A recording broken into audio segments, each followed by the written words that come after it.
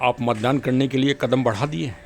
अवश्य बढ़ाइए, मतदान अवश्य करिए। 100% मतदान होना चाहिए। लेकिन मतदान के पहले ये ब्लॉग जरूर सुन लीजिए और मंथन करिए, आत्ममंथन, आत्मविश्लेषण और कदम आगे बढ़ा दीजिए। साथियों नमस्कार, मैं राम प्रताप सिंह कुशवाहा। आप सुन रहे हैं हमारा चैनल ज्ञान एंड नॉलेज का प्रोग्राम मंथन। मंथन तो बहुत अच्छा प्रोग्राम है और इसमें साम्यक घटनाओं का विषय में विस्तृत विवेचन होता है। देखिए, सामने सूर्य अपनी यात्रा कर रहे हैं और भारत में लोकसभा चुनाव 2024 की यात्रा चल रही है। 2 पायदान पूरे हो चुके हैं। कल 7 तारीख को तीसरा पायदान है, बहुत ही महत्वपूर्ण पायदान है। सूर्य अपने प्रभा मंडल पर देखिए एकदम प्रकाशित हो रहे हैं। तो भारत भी सूर्य आगे बढ़ने जा रहा है इस भूमंडल का। धीरे धीरे आर्थिक विकास और औद्योगिक विकास, एग्रीकल्चर विकास, सारे विकास के रास्ते हमारे भारतीय युवा लोग खोलते जा रहे हैं और भारत प्रगति के पथ पर अग्रसर है, इसमें कोई दो राय है ही नहीं। और आपको यथार्थ रूप में दिखाई भी दे रहा होगा भारत का जो विकास हो रहा है। चलिए कुछ मैं आपको चित्रों के माध्यम से भारत के विकास को परिलक्षित करता हूँ। क्योंकि आज मैं रिटायर्ड पुलिस वाला रहा हूँ और काफ़ी एक अच्छा अनुभव, मतलब शायद पहला और दूसरा चुनाव, 2 चुनाव तो मैंने अपने जीवन में नहीं देखे, 1952 और एक और। इसके बाद के सारे चुनाव हमने देखे हैं, समाचार पत्रों में पढ़े हैं। उस समय संचार का एक ही माध्यम था, समाचार पत्र। आज तो बहुत ही इस मामले में बहुत प्रगति हो गई है। राष्ट्रीय चैनल एक मिनट हम और आप अपना जीवन का ध्यान नहीं रख पाते होंगे जितना वो इन घटनाओं का ध्यान रखते हैं। और घटनाएं वास्तव में एक इतिहास होती हैं और इतिहास एक दर्पण होता है। तो आप लोग मत डालने जाएं तो उससे पहले इतिहास में ज़रूर झांकें, इतिहास की घटनाओं को देखें। वो भी प्राचीन भारत नहीं कि पूज्य महान वीर महाराणा प्रताप जी और जामनगर के राजा साहब दिग्विजय सिंह साहब का पोलैंड पर के नागरिकों पर विशेष स्नेह, ये सब पुरानी घटनाएं हो गई हैं। हम इनकी गाथाओं को इतिहास में अमरता के साथ लिखा ही गया है, उनका यश गाया गया है, उनका पराक्रम गाया गया है। ये घटनाएं ऐसी हैं कि इनका दूसरा उदाहरण पूरे इतिहास में ही नहीं मिलता है। सत्य बात तो ये है। तो अब इनके बारे में हम कितना वो करें। फिर लोग कहते हैं कि ये तो पुरानी घटनाएं हैं, स्वतंत्रता के भारत की स्वतंत्रता के पहले की हैं। अब कई जो नई विचारधारा के लोग हैं, नए लड़के हैं, वो चाहते हैं कि वो सुनना चाहते हैं सिर्फ 1947 के बाद का भारत, और वो जानते हैं कि भारत यहीं सर है, जबकि भारत तो भारत ही है। हाँ, भारत मतलब जैसे प्रकृति का सूर्य की पहली किरण निकली होगी, जल की पहली धारा बही होगी इस भूमंडल में, तब से भारत है। हाँ, क्योंकि विचारधारा जो भारतीयों की है वो सनातन है। सनातन जो कभी समाप्त ना हो, जिसका कभी समापन ना हुआ हो आदि से और अभी तक। चलिए अब हम आते हैं घटनाओं पर। तो भाई घटनाएं, इतिहास एक दर्पण है। क्योंकि मैं इतिहास का भी छात्र रहा हूँ, इसलिए इतिहास पर हमें बड़ा विश्वास है। साइंस से भी ज़्यादा इतिहास पर विश्वास होता है। विज्ञान में तो फिर भी नई चीज़ें आप गुणन करते रहिए तो नई चीज़ निकलती रहेगी, लेकिन इतिहास को नहीं बदल सकते। हाँ, इतिहास और समय 2 चीज़ें ऐसी हैं। जैसे समय है, अब इस समय सुबह का 7 बजने जा रहा है, कल 7 तारीख है, तो इसको कौन बदल पाएगा? इसको कोई नहीं बदल सकता। ये तो प्राकृतिक है, यूनिवर्सल है। जो आज हमने विषय सुना है वो बहुत ही महत्वपूर्ण है और भारत का भविष्य उसी में है और भारत के मूल इतिहास से जुड़ा हुआ है। उसको आप अवश्य पूरा सुनिए। अब हम आपको ले चलते हैं लोकसभा चुनाव की रथ यात्रा पर और सीधे आपको अपने जीवन के 1962 का आपका चुनावी महासंग्राम में ले चलते हैं। आपको याद नहीं होगा क्योंकि कई जो हमारे ब्लॉग को सुन रहे होंगे वो उस समय इस भूमंडल पर होंगे ही नहीं। लेकिन चलिए 1962 का हम आपको इतिहास बताते हैं। 1962 में जो सबसे बड़ी विजय हुई थी लोकतंत्र में, वो जो Greenwich book of the world record में आज भी अंकित है कि उतने अच्छे वोटों के प्रतिशत से आज तक कोई भी लोकतंत्र में नहीं जीता। वो थी भारत की विदुषी महिला राजमाता गायत्री देवी जी, और संसदीय क्षेत्र था जयपुर, जिसको हम पिंक सिटी कहते हैं, और जो राजघरानों से संबंधित है, भारत के श्रेष्ठतम राजघरानों में से एक है, वो वहाँ की रानी साहिबा थी, मतलब महारानी थी। राजमाता उन्हें लोग बाग साधारण जनता स्नेह में कहा करती थी। वो सबसे बड़े मतलब वोटों से वो विजयी हुई थी। फिर वो ऐसी शख्सियत हुई भारत में कि वो 3 लगातार चुनाव जीती। मैंने भी मंथन किया, काफ़ी जो है विचारण किया कि कौन सा जो है विशेष बिंदु लिया जाए। तो हमको लगा कि इस समय लोकसभा का चुनाव पूरी तरह से महिला सशक्तिकरण पर आधारित है। देख लीजिए, आप पूरा मंथन कर लीजिए सभी पार्टियों का। इस समय एक राजपूत विचारधारा के लोग भी नारी सशक्तिकरण, नारी अपमान पे राजनीति कर रहे हैं, और करना भी चाहिए। सही बात है कि किसी भी समाज या समुदाय के महिलाओं के प्रति आप अभद्र टिप्पणी क्यों करें। हर समाज में महिला शक्ति को अपने अपने दृष्टिकोण से उन्हें सम्मान दिया जाता है। सभी समाजों की अलग अलग रूपरेखा है, उसके बारे में हमको ज़्यादा विचारण करने की आवश्यकता इस समय तो नहीं है। लेकिन फिर भी ये जो चुनाव है 2024 का, ये भारत की नारी सशक्तिकरण का चुनाव है, आपको मैं ये भी बता रहा हूँ। इसलिए हमने नारी सशक्तिकरण में भारत की प्रबुद्ध राजनीतिक शक्तियों की जो महिलाएं हैं उनको ही केंद्र बिंदु, क्योंकि उनसे आप भारत की राजनीति की स्थिति अच्छी तरह समझ लेंगे। पक्ष और विपक्ष में दोनों तरफ उस समय 1962 के चुनाव से आगे जो चुनाव हुए, उसमें ये नारी सशक्तिकरण में एक तरफ श्रीमती राजमाता गायत्री देवी जी थी और दूसरी तरफ भारत की चर्चित प्रधानमंत्री श्रीमती इंदिरा गांधी थी। और दोनों लोगों में प्रतिस्पर्धा थी अपने स्कूलिंग टाइम से, बच्चों में होती है वो प्रतिस्पर्धा, पूरे जीवन इनके चलती रही। अब देखिए आगे की कहानी सुनिए। फिर भारत के लोकसभा चुनाव की यात्रा में 1967 का चुनाव हुआ। 1967 का चुनाव भी बहुत बड़ा परिवर्तनकारी था, और इसमें भी स्वतंत्र पार्टी श्री राजगोपालाचारी जी उसके अध्यक्ष थे, और उनके नेतृत्व में ये पार्टी काम कर रही थी। और इसमें भी जयपुर संसदीय सीट से गायत्री देवी जी बहुत ही सम्मानजनक मतों से विजयी हुई। जनता उनसे बड़ा स्नेह करती थी, क्योंकि वो मतलब एक रानी होने के साथ ही जनता की बहुत ही लोकप्रिय और समाज सेविका थी। वो स्कूल चलाती थीं, और राजस्थान में आपने महिला जागृति की विशेष स्थिति देखी होगी आज भी।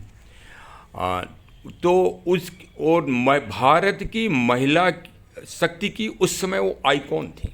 सत्य बात तो ये है, क्योंकि वो भारत दुनिया की जो उस समय सुंदरतम महिलाएं थी, और विशेषकर राजघराने की, क्योंकि राजघराने की तुलना इस समय या आज भी, आज की तारीख में भी इंग्लैंड मतलब ब्रिटेन की जो रानी साहिबा हैं उनसे की जाती है। तो उस समय वो भारत के श्रेष्ठतम राजघरानों, क्या दुनिया के जो 10 राजघराने थे उनमें वो सुपर स्थिति में थी, आइकॉन थी पूरे दुनिया की महिला शक्ति में। और 1971 का भी युद्ध मतलब संसदीय चुनाव उन्होंने बहुत अच्छे तरह से जीता था। ये उनकी जो मतलब ऐश्वर्य बढ़ रहा था, या उनका जो सम्मान देश में बढ़ रहा था, और एक कांग्रेस से छोड़कर एक दूसरी विचारधारा भारत में पनप रही थी। तो वो विचारधारा और अन्य विचारधाराएं भी उस समय पनप रही थीं। तो 1975 में वो संकटकालीन काला यात्रा, लोकतंत्र की जो काली यात्रा कही जाती है भारत में, वो प्रारंभ हो गई और वो पूरे देश में आच्छादित कर दी गई। आपातकाल, जिसको आपातकाल कहते हैं, वो आपातकाल नहीं था, वो भारत के लोकतंत्र में एक ग्रहण था, ग्रहण। और उस समय के राजनीतिक कुचक्र या राजनीतिक स्पर्धा में वो 56 वर्षीय महिला भारत की 30 जुलाई 1975 को, जब वो बम्बई से अपना इलाज करा के दिल्ली अपने आवास पर आई थीं, उस दिन वो और उनके बेटे कर्नल भवानी सिंह, जिनको भारत सरकार के द्वारा महावीर चक्र से सम्मानित किया गया था, शौर्य का पद, बहादुरी का पद, युद्ध कौशल का पद, देशभक्त का प्रमाण पत्र जिनके पास था, उनको भारत सरकार यानी श्रीमती इंदिरा गांधी जी के द्वारा गिरफ्तार कराया गया और उनको फिर कहाँ रखा गया? तिहाड़ की सबसे यातना भरी कोठरी में, जिसमें दुर्दांत अपराधी बंद किए जाते हैं, उस तरह से उनके साथ व्यवहार किया गया, अमानवीय व्यवहार जिसे आज हम कह सकते हैं। और उनकी गिरफ्तारी के बाद राजघराने में दबिश दी गई। जयपुर राजघराने, वो आमेर का किला जिसके बाद जो पूरी दुनिया में चर्चित है और जिसके नैना अभिराम दर्शन करने के लिए हम और विदेशी लोग जयपुर आते हैं और गर्व की अनुभूति करते हैं, उसमें दबिशें दी गई। लोग बाग तो ये कहते हैं कि कई ट्रक जो है सोने चांदी के सिक्के और जो राजघराने के विशेष आभूषण थे, जो एक विशेष संग्रहालय बनाने के लिए वहाँ के तत्कालीन राजा साहब ने और जो ये रानी साहिबा थी, इन्होंने संकलित किए थे, क्योंकि देश में एक नई विचारधारा चल रही थी। वो संग्रह अगर बन जाता तो वो लंदन के संग्रहालय से भी बड़ा संग्रहालय आज भारत के पास होता निसंदेह रूप से, और भारत दुनिया का सिरमौर होता। लेकिन श्रीमती इंदिरा गांधी ने उसको लगातार दबिश कई महीने चलती रही और वो सामान के बारे में ये वो है कि वो कई ट्रकों से इधर उधर आया और गया। और भारत उस समय महान संग्रहालय के सकारात्मक निर्माण और सकारात्मकता के उससे बच गया। देखिए, संग्रहालय मेवाड़ रियासत में भी आज है और भारत के श्रेष्ठतम संग्रहालयों में से एक है।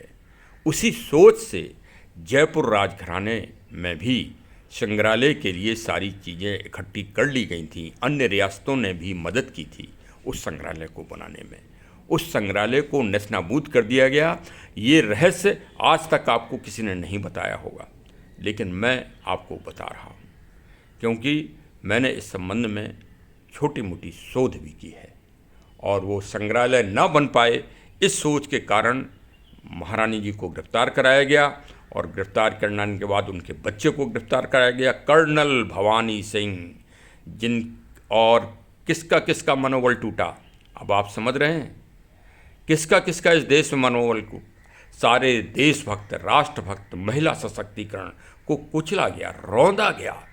इतना तो रौंद हाथी अपने पैर से नहीं सकता है जितनी भारत की मूल विचारधारा को कुचला गया।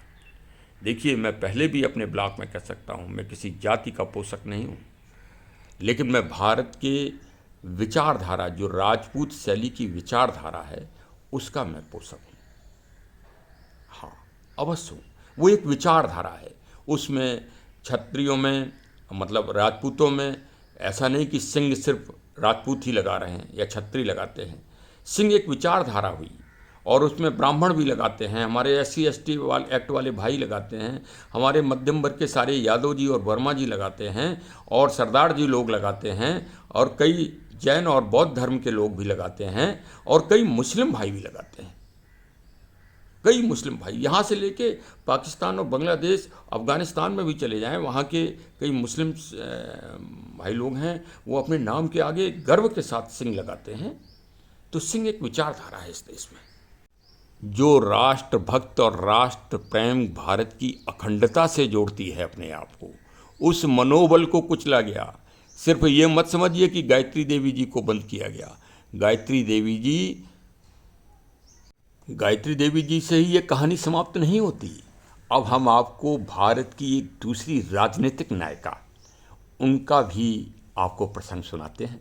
तब तो फिर आप समझ ही जाएंगे भारत में महिला सशक्तिकरण, भारत की विचारधारा, ये जो आज जनसंघ और भारतीय जनता पार्टी का आप स्वरूप दिख रहे हैं, इसकी स्तंभ जिनको कहा जाए वो थी ग्वालियर की महारानी श्रीमती विजया राजे सिंधिया जी। और ये यात्रा महिला सशक्तिकरण को कुचलने की लोकसभा की यात्रा के साथ ही चल रही है। और 3 सितंबर 1975 को तिहाड़ जेल में ये दूसरी भारत की लोकप्रिय नेता, इनको रानी और महारानी तो छोटा पद है, स्वतंत्र भारत के बाद तो भाई ये पद ही समाप्त कर दिया गया था, क्योंकि भारत की जितनी भी रियासतें थीं, आप इस बात को गहराई से समझिए, बार बार सुनिए, उन्होंने भारत के संविधान के प्रति पूरी आस्था की थी। जितना हम और आप आज तक आस्था को नहीं मानते हैं, उतना भारत के राजा और महाराजाओं ने समर्पण किया था, भारत के संविधान पे विश्वास किया था, और उनके भारत के संविधान को कुचला गया। किससे? जो प्रिवी पर्स उन लोगों को मिलता था, मैं ये नहीं कह रहा हूँ वो पूरा दान कर दें देश के लिए, वो अलग बात है, लेकिन भारत के संविधान के तहत जो एग्रीमेंट लिखा गया था उसको प्रिवी पर्स उसके आधार पर दिया जाता था। कई लोगों को तो 250 रुपये प्रिवी पर्स मिलता था, राजा महाराजे ऐसे थे इस देश में। अब 250 रुपये की आप कीमत समझ लीजिए उस, और कई लोगों को 5 लाख रुपए भी मिलते थे। बड़ी रियासतें थीं, जैसे हैदराबाद निज़ाम है और मेवाड़ हैं और जामनगर हैं, ये सब बड़ी रियासतें थीं, इन लोगों को बड़ा पैसा मिलता था। लेकिन भारत संविधान की शर्तों को तोड़ा गया, विश्वास को तोड़ा गया। आज आवाज़ उठती है कि भारत के संविधान को बदला जा रहा है, मैं उसका जवाब दे रहा हूँ। और कैसा होता है भारत के संविधान को? क्या पन्ने बदलने हो क्या कहेंगे आप? भारत के संविधान के पन्ने बदल जाएंगे? तब नहीं, ऐसे ही अविश्वास होता है लोगों को। तो क्या भारत के संविधान के प्रति अविश्वास नहीं हुआ राजा महाराजाओं ने? लेकिन आप ये भी देखिए, उन्होंने फिर भी इस देश की विचारधारा का, देश के आदेशों का, कानून का पालन किया कि किसी ने अलोकतांत्रिक रूप से इस बात का विरोध नहीं किया। और विजया राजे सिंधिया की अब फिर से नारी सशक्तिकरण को कुचलने की बात चल रही है। विजया राजे सिंधिया का राजनीतिक वर्चस्व पूरे देश में बढ़ता जा रहा था। वो बीजेपी में उस समय एक छत्र महिला शक्ति की प्रतिमूर्ति थी। वो जहाँ जाती थी लाखों लोगों की भीड़ उनके पीछे चल देती थी एक आवाज़ पर। उनको भी तिहाड़ जेल में रखा गया।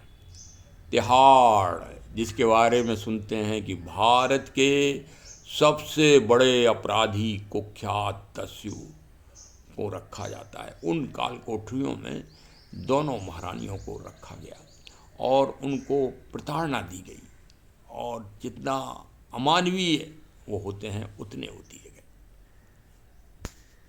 और सत्य बात तो यह है कि महिला शक्ति के ध्रुवीकरण को कुचला गया इस देश में, राष्ट्र की विचारधारा और देशभक्त की विचारधारा को कुचला गया, क्योंकि उन दोनों ही महारानियों का जीवन आज समाप्त हो चुका है। वो वास्तव में एक इतिहास के विषय हो गई हैं, लेकिन क्या कोई उनके ऊपर आज तक राजनीतिक षड्यंत्र, कोई आपराधिक षड्यंत्र या कोई अन्य षड्यंत्र आज तक स्पष्ट हुए हैं?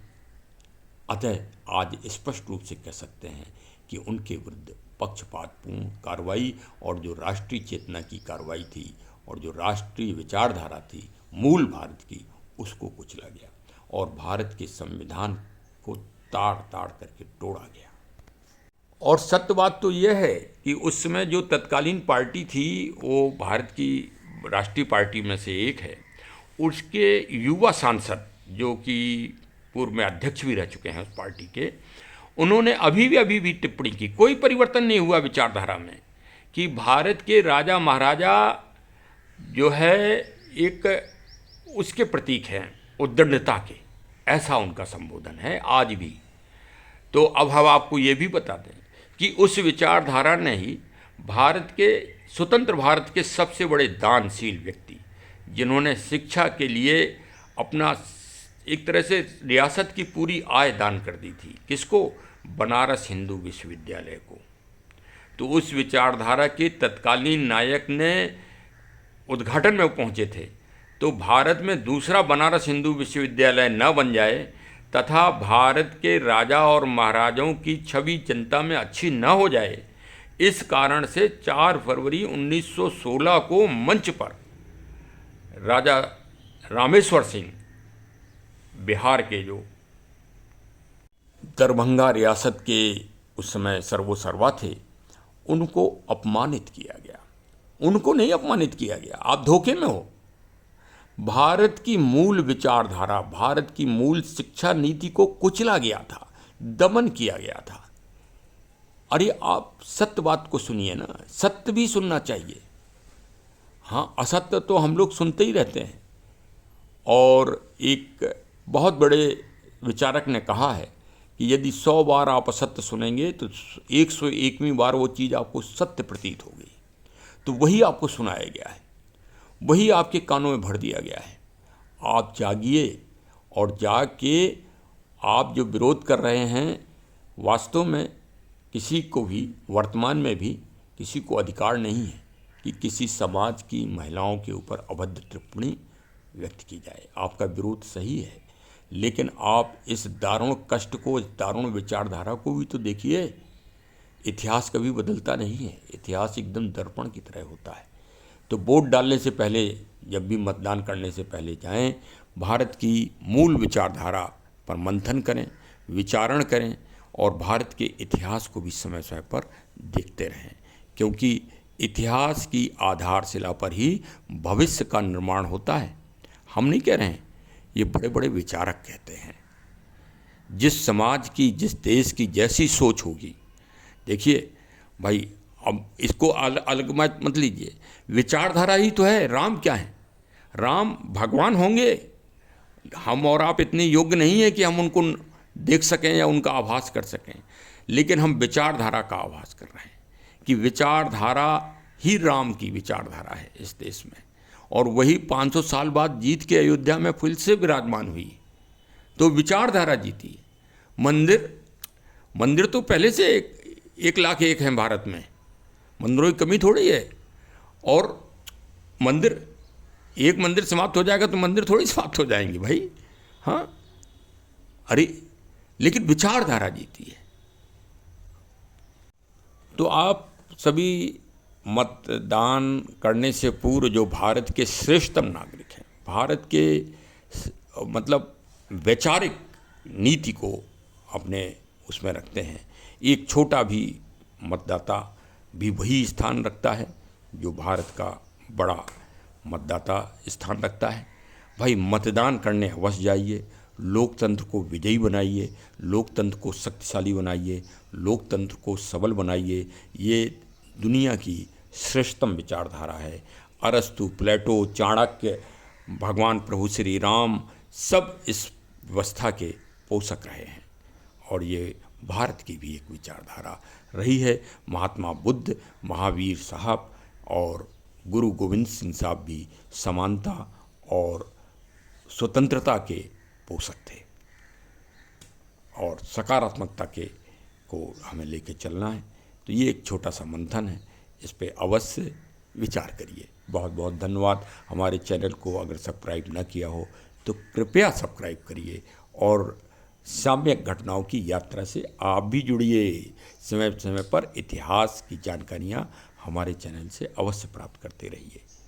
बहुत बहुत धन्यवाद। जय हिंद, जय हिंद, जय हिंद।